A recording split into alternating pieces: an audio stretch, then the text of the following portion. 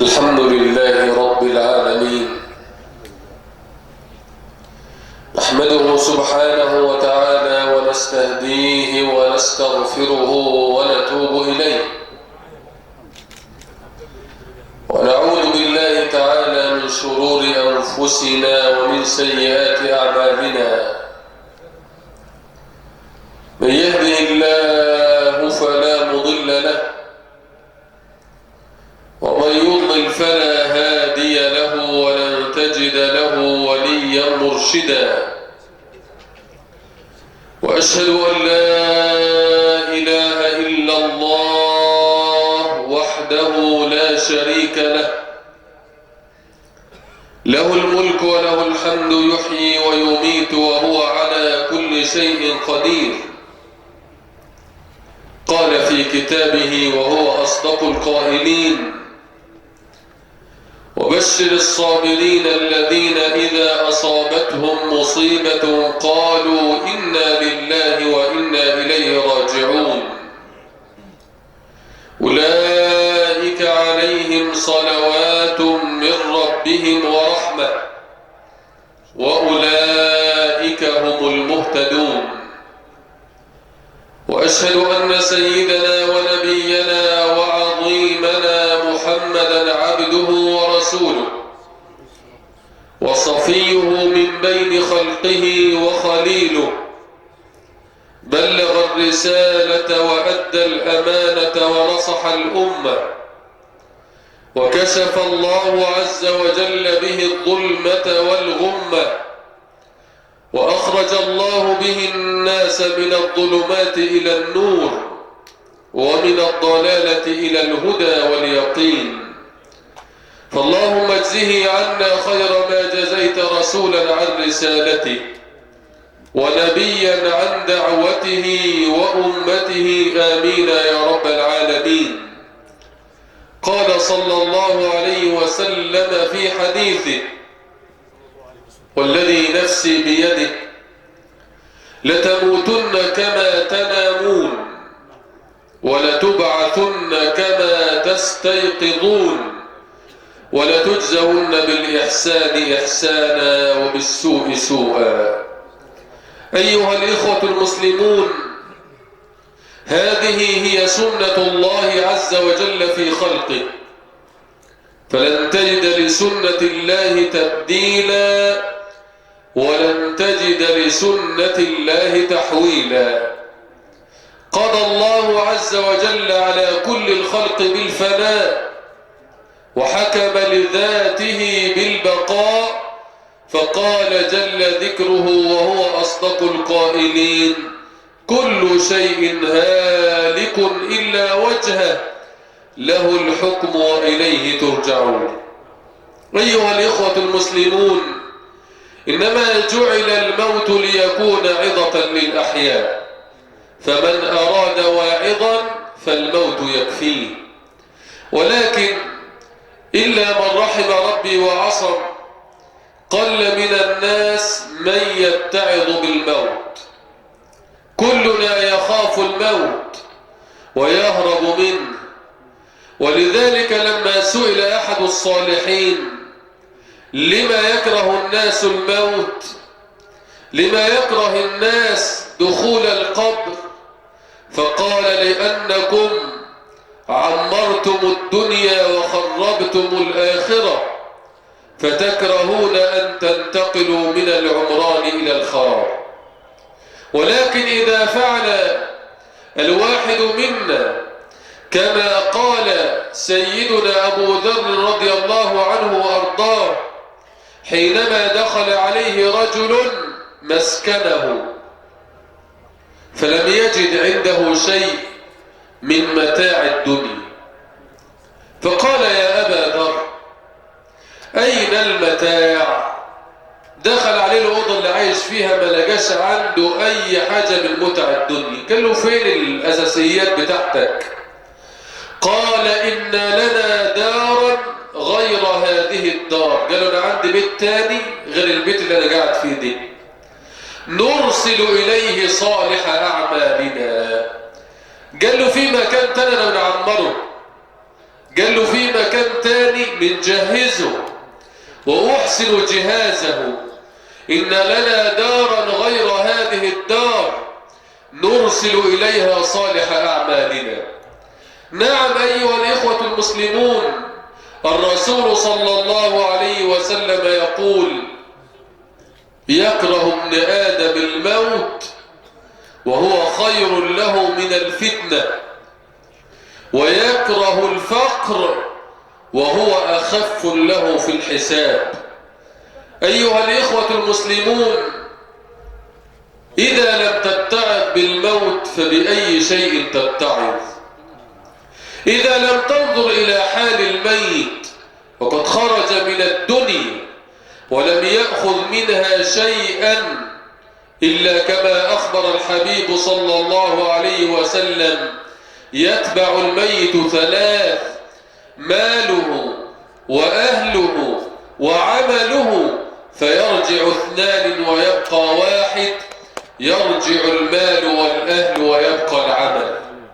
هذا العمل الذي يتمثل في صورة إنسان يجالسك في قبرك طيلة هذه المدة الطويلة التي لا يعلمها إلا الله. قال رسول الله صلى الله عليه وسلم: فإن كان عمله صالحا جاءه رجل شديد بياض الثياب شديد سواد الشعر وجهه كأجمل وجه على وجه الأرض، رائحته كأجمل ريح على ظهر الأرض، فيقول له الميت: من أنت؟ فوجهك هذا لا يأتي إلا بالخير. فيقول له: ألا تعرفني؟ فيقول: لا. فيقول له: أنا عملك الصالح، جئت لكي أكون أنيسك وجليسك إلى يوم القيامة. أما والعياذ بالله، إن كان عمل الواحد منا سيئا، إن كان قد أساء وأسرف على نفسه، جاءه العمل أيضا في قبره على هيئة رجل سديد سواد الوجه والعياذ بالله، رائحته كأنتن ريح وجدت على ظهر الأرض. فيقول له الميت: من أنت؟ فوجهك هذا لا يبشر بالخير. فيقول له: ألا تعرفني؟ أنا عملك السيء. وهذه أيضا أيها الإخوة المسلمون من العقوبات والعياذ بالله، أن يطلع الإنسان على عمله فيزداد حسرة على حسرته. أيها الإخوة المسلمون، كلنا قادمون على الله عز وجل. كلنا أيها الإخوة المسلمون منذ أن ولدتنا أمهاتنا، منذ أن نزلنا من بطون أمهاتنا ونحن نقبل على الله. أنت منذ ولدتك أمك وأنت في رحلة، هذه الرحلة كلما مر منها يوم كلما نقصت المسافة التي بينك وبين الله عز وجل. قال الإمام الحسن البصري رحمه الله عز وجل: يا ابن آدم، إنما أنت أيام مجموعة، فإذا ذهب يوم ذهب بعضك. أنت عبارة عن مجموعة أيام، كل يوم بيمر بيوقع منك جزء، كل يوم بيمر من عمرك بيتناقص مش بيزيد. انت فات من عمرك 40 سنة، مش عندك 40 سنة، فات من عمرك 60 سنة. ولذلك أيضا لما قابل رجلا وقال له: كم عمرك؟ قال: 60 عاما. قال: 60 عاما وأنت تسير إلى الله يوشك أن تصل. قال له: خلي بالك، انت جربت المحطة اللي انت هتنزل فيها، جربت. فقال الرجل: إنا لله وإنا إليه راجعون. قال: يا هذا أتعرف معناها؟ قال: أعلم أني لله عبد وأني إليه راجع، قال فإذا علمت ذلك فاعلم أنك موقوف بين يدي الله عز وجل، وإذا علمت أنك موقوف فاعلم أنك مسؤول، وإذا علمت أنك مسؤول فلتعد للسؤال جوابا. كلنا يعلم السؤال، كلنا يعلم من ربك وما دينك وماذا تقول في الرجل الذي بعث فيكم. هذا السؤال الذي يسأل كل واحد منا يسأله في قبره حينما يغلق الناس على الميت باب القبر، كما أخبر الحبيب صلى الله عليه وسلم: يأتيه ملكان فيجلسانه، قعدوه وياخدوا حتة من الكفن ويكتبوا عليه، يسألوه: من ربك؟ يجاوب: قال الله يثبت الله الذين آمنوا بالقول الثابت في الحياة الدنيا وفي الآخرة. قالوا في الحياة الدنيا عند خروج الروح يثبته الله على قول لا إله إلا الله، فيكون ممن قال فيهم رسول الله صلى الله عليه وسلم: من كان آخر كلامه لا إله إلا الله دخل الجنة. وعند سؤال الملكين، ولذلك فتنة القبر التي أخبر عنها رسول الله صلى الله عليه وسلم وكان يتعوذ بالله منها دبر كل صلاة مكتوبة. النبي صلى الله عليه وسلم بعد ما بيخلص التشهد في كل صلاة مكتوبة كان يستعيذ بالله من 4. بعد ما يقول إنك حميد مجيد قبل ما يسلم يقول: اللهم إني أعوذ بك من فتنة المحيا والممات وفتنة المسيح الدجال ومن عذاب القبر ومن عذاب النار. 4 حاجات النبي صلى الله عليه وسلم كان يستعيذ بها. فتنة القبر، تخيل ان الملائكة تسألك تقول لك: من ربك؟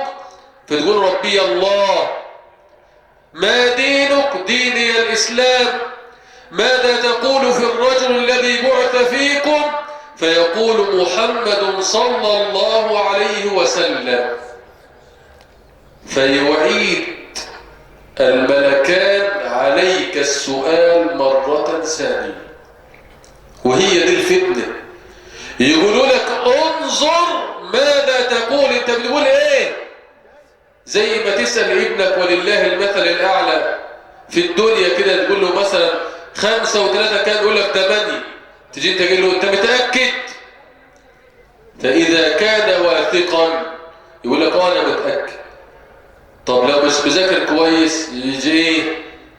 يرجع في كلامه. فكذلك هي فتنة القبر، أن الملكان يعيدان السؤال على الرجل وعلى المرأة أو على الميت مرة ثانية. يقولوا له: انظر ماذا تقول، انت بتقول ايه؟ من ربك؟ فهنا يأتي التثبيت من الله، يثبت الله.